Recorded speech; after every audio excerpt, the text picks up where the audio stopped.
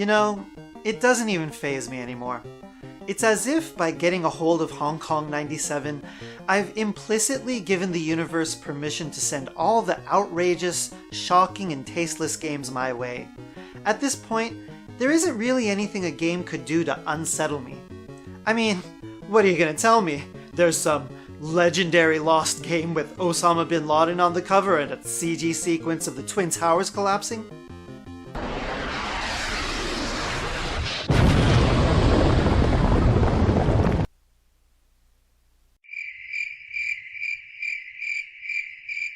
Okay, there is a game with Osama bin Laden on the cover, and an intro showing a plane crashing into the Twin Towers. It's an unlicensed Game Boy Color game called Terrifying 9/11, and for some splendid reason, it's in my possession. Feast your eyes on the high art adorning the box cover, which clearly belongs in the Louvre. It's got the cuddly, lovable bin Laden photoshopped over what appears to be a scene in New York with the Twin Towers in the background, and a crosshair over a map of Afghanistan. Real classy, guys. The only way you could get it to scream luxury even louder would be to slap reflective hologram material onto it. Oh, well then. And apparently it's not a Game Boy Color game, it's a New Game Color game. That should clear up any possible lawsuits by Nintendo. Usually I wouldn't do this, but on this special occasion, I'm going to read the text on the back of the box in full.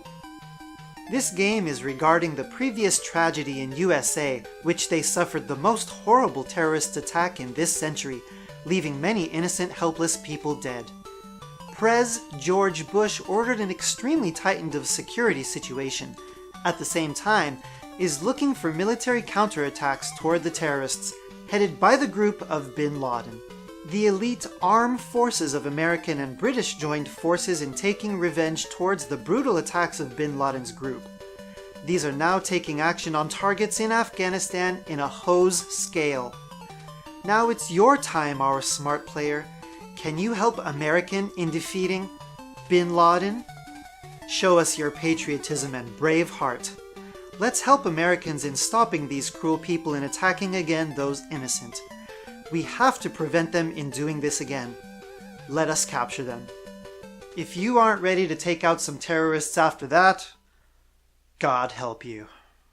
Once you turn on the game, the developer's logo shows up, which surprises me that anyone would have openly taken credit for it. And then you're greeted to this. Somehow, some way, they got the Game Boy Color to play FMV depicting the plane flying into the World Trade Center. This is likely one of the greatest technical feats ever seen on the hardware, and it was implemented in an unlicensed Chinese hack, and one of the most offensive games of all time. The music droning on in the background isn't just some random sequence of notes by another anonymous Chinese hacker either. It just so happens to be the anthem used for the Israeli peace movement. That is Kurosawa level quality.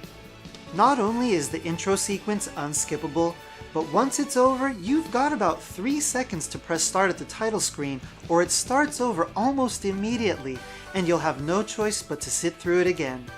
Whoever did this was clearly very proud of themselves. Before each level, there's an awkward conversation between George Bush and Osama bin Laden. Bush tells him in no unclear terms that America is going to get revenge for 9/11, to which bin Laden calmly responds, "I didn't do the attacks. No evidence." Well then, I guess that's settled. Apparently this explanation wasn't enough for Bush, and the game does indeed go forward. As you can clearly see, it's a port of Metal Slug to the Game Boy Color, an amazingly competent one at that. The first thing you're going to notice is the animation is insanely fluid for the hardware. Just look at all these animations.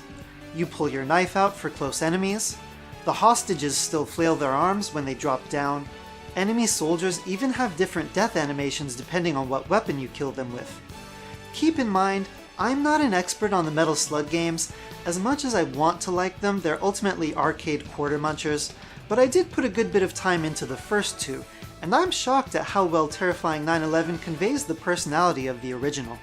Of course, there are some things that had to be changed, and possibly some things that were changed for no particular reason.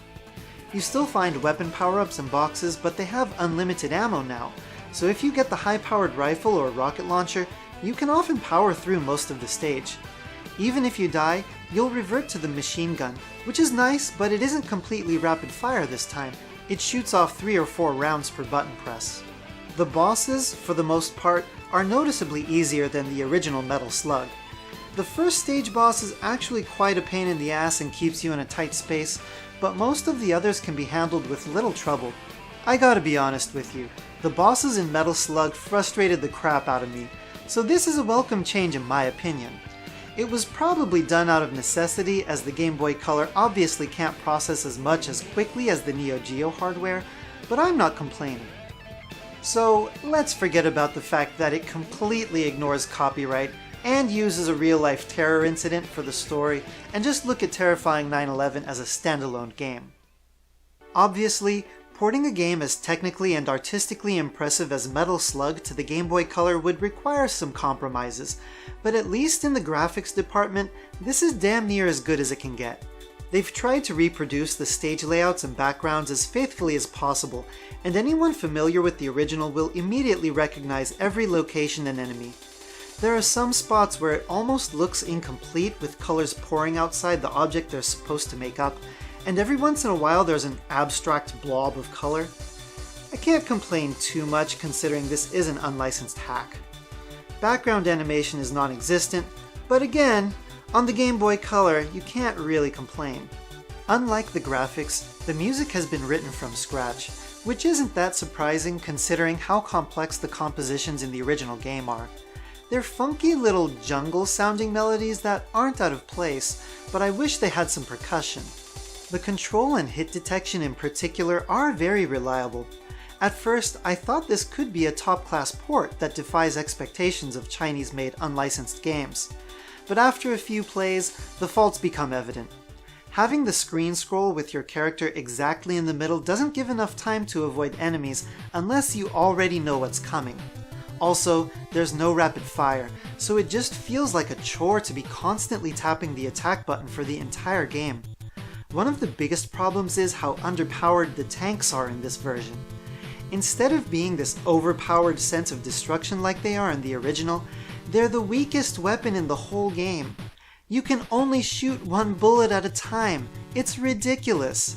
The whole point of Metal Slug was getting the tank at the end of the stage and just smashing through everything.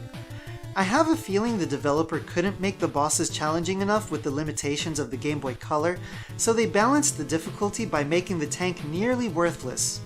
And leaving the tank is the only time you get powered down to your initial pea-shooter weapon, so if this happens on a boss, you're fucked. I was also annoyed by the fact that you can't get any extra lives and only have 3 continues. This is one of those games where, after a certain point, you have to either memorize everything or just get the screen to scroll half an inch at a time so you don't get ambushed, which for me made getting sent back to the beginning extremely annoying. Frankly, it's just not fun enough to keep trying. Metal Slug reproduced on the Game Boy Color is inherently going to be a stiff experience. Because of the quality of the graphics, many people have speculated that this was being developed as an official port of Metal Slug by SNK or some subcontractor, and the data was leaked after it was cancelled. If true, I would like to believe it was some kind of incomplete prototype, because Terrifying 9/11 isn't something I would play voluntarily, even if it had the story of Ultra Healthy Takes Over the Universe slapped over it.